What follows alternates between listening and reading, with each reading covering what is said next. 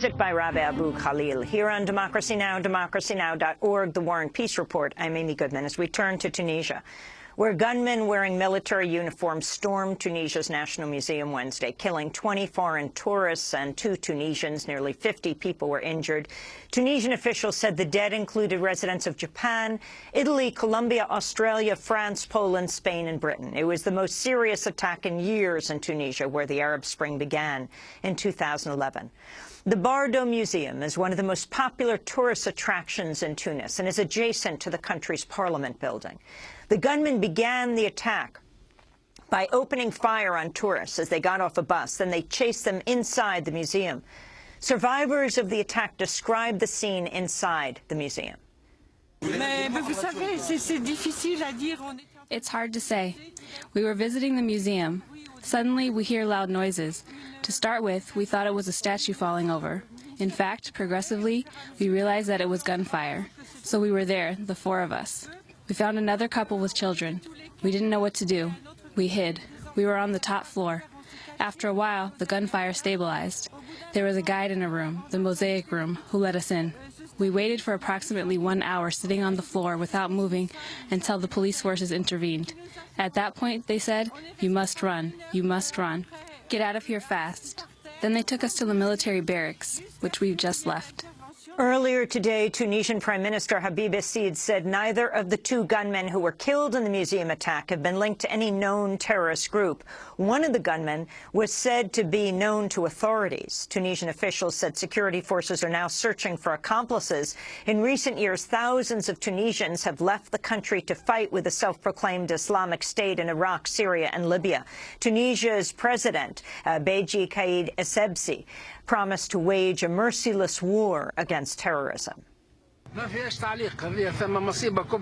can't say anything other than this was a huge tragedy that has fallen on Tunisia. And there is no hope for these people, so Tunisia must stand strong against these militants and wipe them out.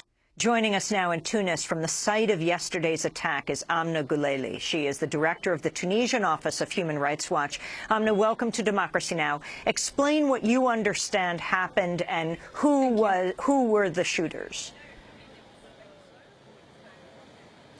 Well, according to the official account of what happened and the description also from eyewitnesses, around 12 p.m. At noon, 2 men not wearing any military attire, as the first description of the events were saying. They were in plain clothes, normal civilian clothes, holding Kalashnikov, entered into the main entrance, running into the main entrance of the big door to the museum, which is also the same door to the parliament. And they, after a while, they started shooting immediately at the tourists. After shooting outside in the parking lot, they went inside the museum and took hostages and shot them as well. In the meantime, the security forces were trying to liberate the hostages and launched the anti-attack operation on the 2 people, the 2 gunmen, and at 3 they declared that the operation was over and that they killed the 2 gunmen. Unfortunately, when the people and security forces went inside, they discovered a very ghastly picture of what happened, because there were many more people who were killed than what was initially expected or envisaged. Amna, can you talk about the location of the museum next to the Parliament building and what was happening inside the Parliament building? Did the shooters, the attackers, attempt to go into Parliament before they went to the museum? There are 2 entrances to the parliament. One entrance is really the entrance to the parliament, and there is a back door entrance, and this is the entrance from which is linked and adjacent to the Bardo Museum. So what they did is there is a big door which is open. There are usually security guards, but apparently the 2 gunmen went inside running.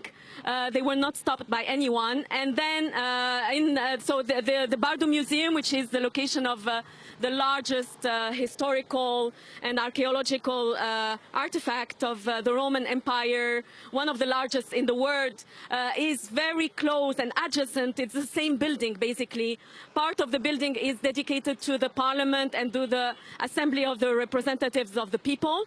So the Tunisian parliament, that's what the name of the parliament is. And the other part is the museum. And they are communicating, there are communicating doors. And what happened is that, so they entered inside the big door where there is the entrance and then the parking lot. In front of the parking lot, there is the main door to the museum. They opened fire on the tourists coming out of the buses and the tourist cars and going inside to the museum. They opened fire on them. They left 8 people dead then, and then they went inside the museum. Now, there are also some information from one of the main Twitter account of the local branch of Al-Qaeda in Tunis, which has kind of claimed the responsibility for the attack and gave a very detailed account and description of what happened and the names of the 2 gunmen, and said that their original intent was to target the parliament and to target the representatives, the MPs, but that when it became impossible to do that, they turned into the other target, which were the tourists, the closest target to them, and the easiest one, since it was not protected at all, at least not to the level that it should have been. Amna, the members of parliament at the time were debating anti-terrorism legislation? The parliament is indeed reviewing and now reviewing a draft legislation on anti-terrorism. This draft has been submitted already to the previous parliament, so the National Constituent Assembly, and they started voting and discussing it since July 2014. Then they stopped. They voted on several articles and they stopped. What happens now is that there is a new draft which is normally will be submitted by the Ministry of Interior and the Ministry of Justice to the new parliament. We don't know yet what is the content of this law and whether it has some of the flaws of the previous anti-terrorism law of 2003, whether it has harsher sentences or harsher anti-terrorism operation exceptional powers to the security forces. This is what the human rights community in Tunisia fears, is that in the aftermath of this attack there will be a more tightening of the security apparatus around anti-terrorism operation and sweeping anti-terrorism operations that could lead to some backsliding on rights. And the anti-terrorism law is really at the heart of this challenge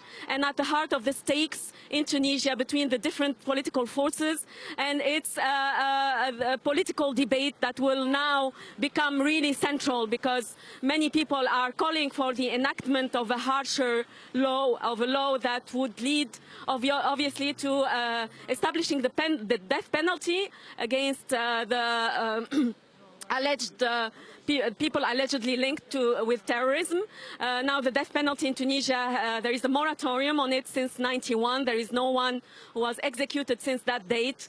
There are lots of elements now in the aftermath of the attack that could lead to a possible backsliding on rights, but this is a fear only and it's not a reality yet.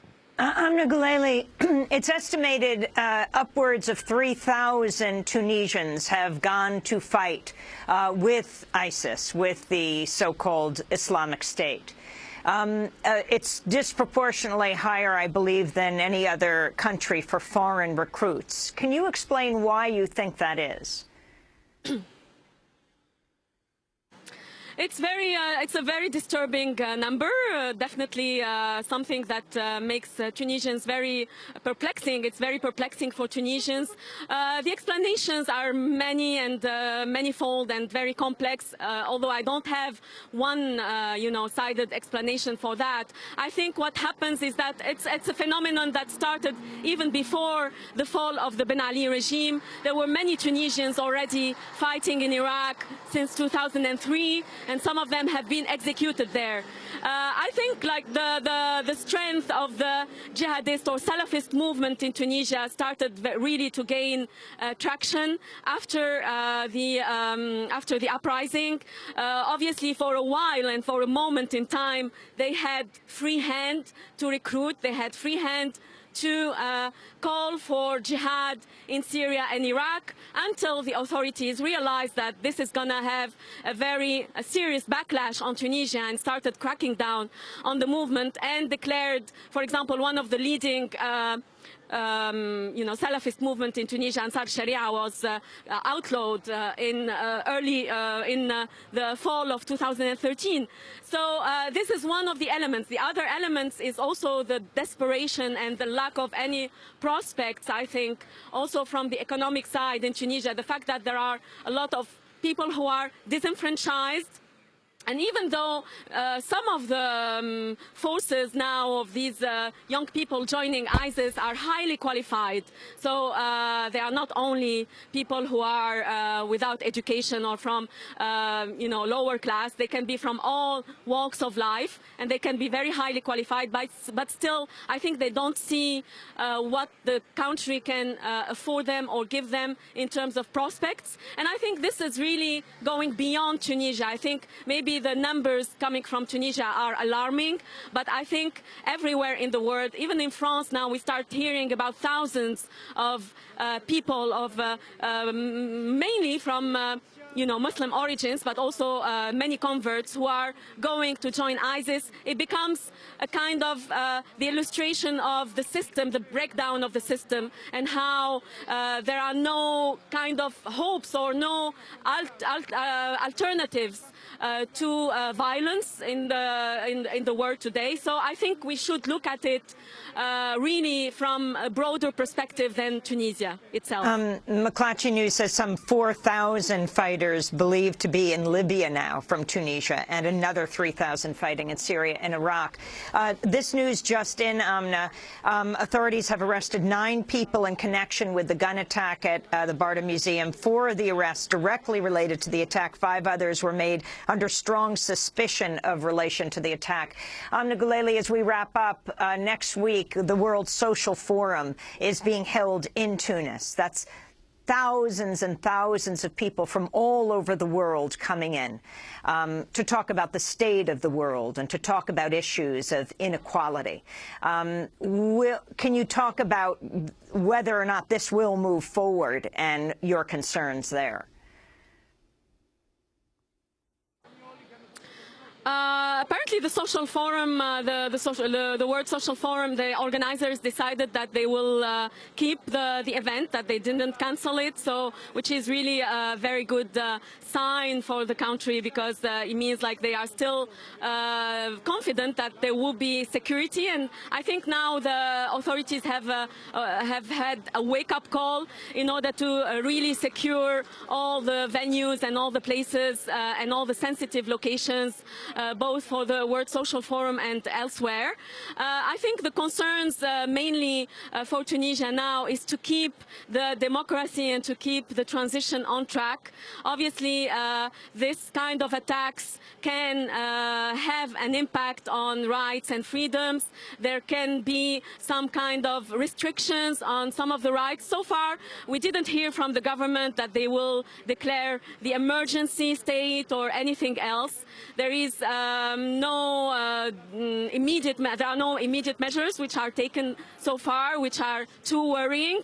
The president declared the total war on terror, which obviously sounds and rings some alarm bells, you know, when you hear about the total war on terror It reminds us of the Patriot Act in the US and some of the very bad laws and very bad practices of torture that were that were done for a decade now, and this is something that is worrying. I think on the political side, I don't expect to have a big blow for the political dynamic in Tunisia, because now we have a coalition government, and this coalition government came after the presidential and legislative elections.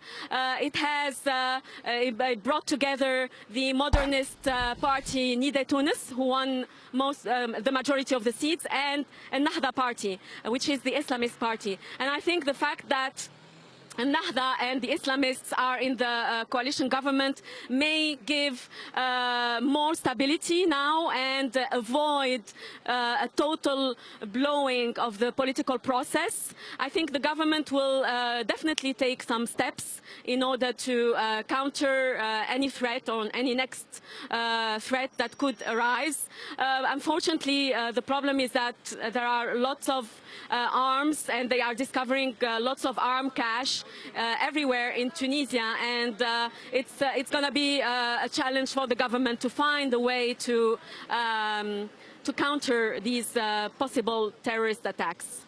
Amna Gouleili, I want to thank you for being with us, Director of the Tunisian Office of Human Rights Watch, standing right near the site where the shooters first attacked the tourists and Tunisians who were just outside the museum and then pushed them inside.